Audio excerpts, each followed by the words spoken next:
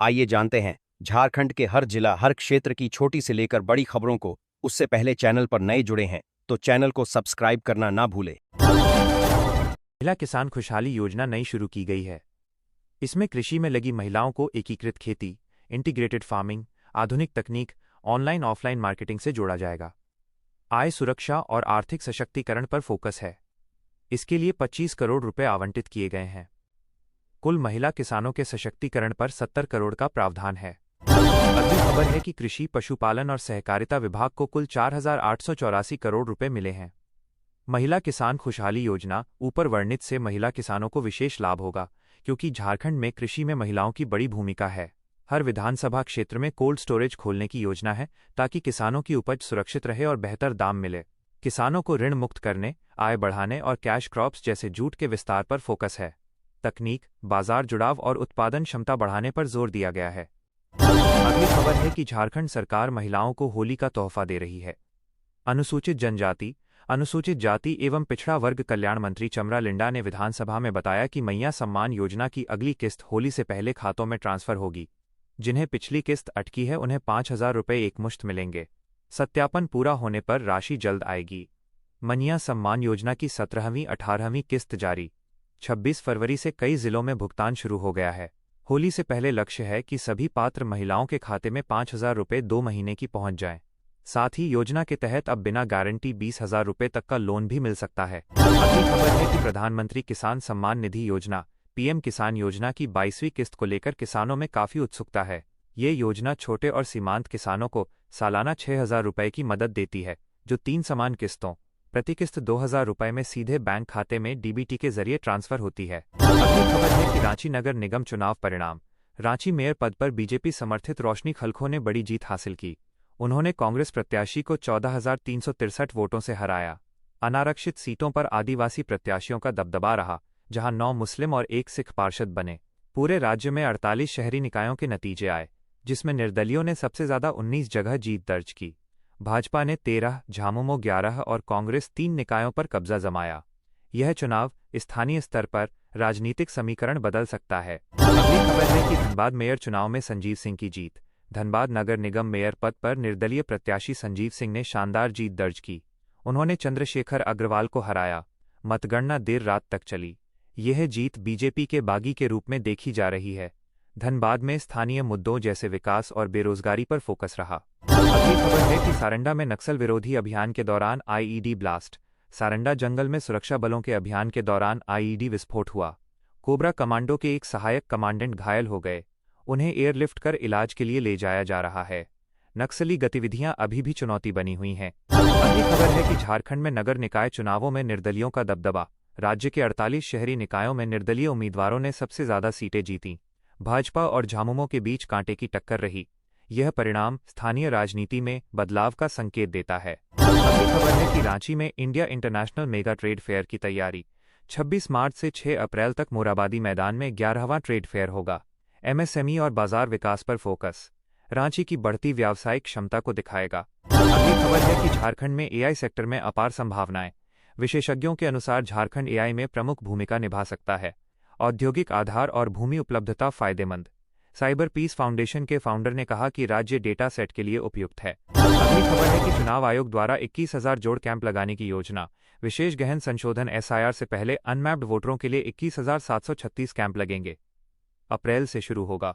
2003 SIR से जुड़े वोटरों को मदद मिलेगी। अगली खबर है कि झारखंड बजट 2026-27 का प्रभाव।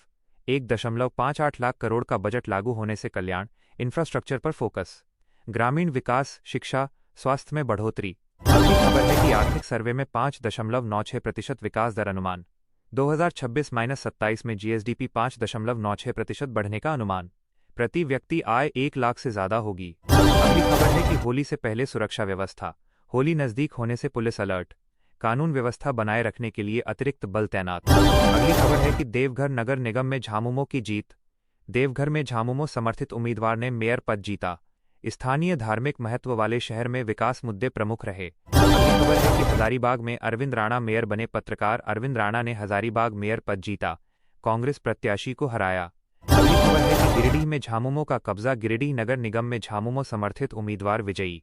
कई वार्डों में मजबूत प्रदर्शन। अगली खबर है कि मानगो जमशेदपुर में कांग्रेस की जीत, सुधा गुप्ता कांग्रेस समर्थित ने मेयर पद जीता, 18,602 वोटों से जीत। अगली खबर है कि आदित्यपुर में भाजपा की बढ़त, आदित्यपुर में भाजपा समर्थित संजय सरदार विजयी। अगली खबर है कि यूएन रोड सेफ्टी प्रोजेक्ट में झारखंड शामिल, 4 राज्यों में यूएन का रोड सेफ्टी फाइनेंसिंग प्रोजेक्ट शुरू, झारखंड में सड़क सुरक्षा बढ़ेगी। अगली खबर है कि मार्च 2026 में स्कूल छुट्टियां, होली, ईद और रामनवमी पर छुट्टियां, झारखंड में होली 3 मार्च पर बंद। अगली खबर है कि झारखंड में बढ़ रही गर्मी, दिन में धूप तेज, आज 1 मार्च 2026 को झारखंड में मौसम ज्यादातर साफ और धूप वाला रहने का अनुमान है। राजधानी रांची में तापमान लगभग 29 डिग्री सेल्सियस के आसपास अधिकतम और 15-16 डिग्री सेल्सियस न्यूनतम रहने की संभावना है। बारिश की संभावना बहुत कम है और मौसम शुष्क रहेगा। पिछले दिनों तापमान धीरे धीरे बढ़ रहा है और फरवरी के अंत में रांची का अधिकतम तापमान लगभग 28.9 डिग्री सेल्सियस दर्ज किया गया था, जो सामान्य से थोड़ा अधिक है। मौसम विभाग के अनुसार मार्च की शुरुआत से ही झारखंड में गर्मी बढ़ने लगेगी और लोगों को दिन में तेज धूप महसूस हो सकती है। अगली खबर है कि आयतुल्ला अली खामेनी की मौत के बाद मध्य पूर्व में बढ़ते तनाव के कारण भारत में एयरलाइंस ने बड़े पैमाने पर अंतर्राष्ट्रीय उड़ानें रद्द कर दी हैं। एयर इंडिया ने 1 मार्च की कई लंबी दूरी की उड़ानें, जैसे दिल्ली, मुंबई से लंदन, पेरिस, फ्रैंकफर्ट, टोरंटो आदि कैंसिल की हैं। सिविल एविएशन मिनिस्ट्री के अनुसार आज 444 अंतर्राष्ट्रीय फ्लाइट्स प्रभावित हो सकती हैं। दुबई, अबू धाबी जैसे एयरपोर्ट पर भारतीय यात्री और छात्र फंसे हुए हैं, जिसमें पुणे के एमबीए छात्र और पीवी सिंधु जैसी हस्तियां शामिल हैं। सरकार ने यात्रियों की मदद के लिए एडवाइजरी जारी की है और एयरलाइंस वैकल्पिक व्यवस्था कर रही हैं।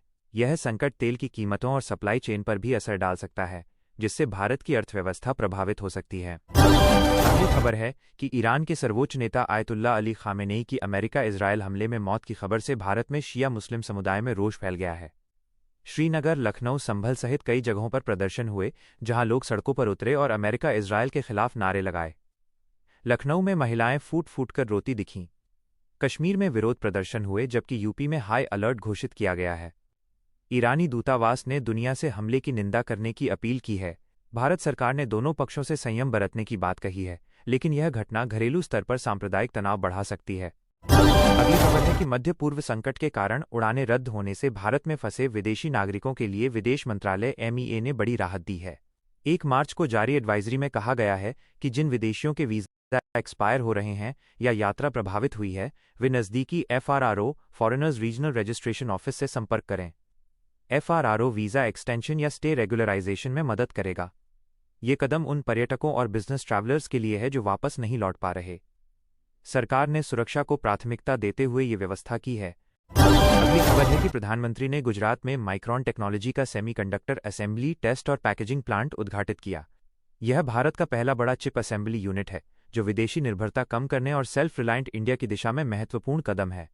ये प्लांट रोजगार बढ़ाएगा और इलेक्ट्रॉनिक्स, मोबाइल, ऑटो आदि सेक्टर को मजबूत बनाएगा। सरकार ने इसे नई तकनीकी क्रांति का शुरुआती बिंदु बताया है।